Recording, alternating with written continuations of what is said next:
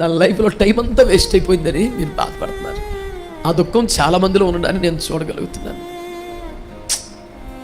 ఒక కాకన్న ఉపయోగపడింది, చచ్చిన గాడిద దవడ ఎముకైనా ఉపయోగపడింది. నేను ఇంకా ఏమి దేవుని రాజ్యానికి ఉపయోగపడలేదే.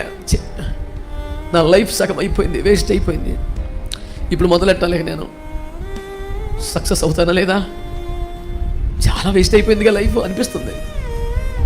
అందుకనే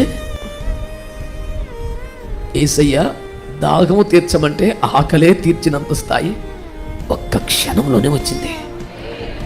పోయిన దాని గురించి అడవకు, టైం వేస్ట్ అయిపోయిందని బాధతోనే అలాగా చచ్చిపోకు.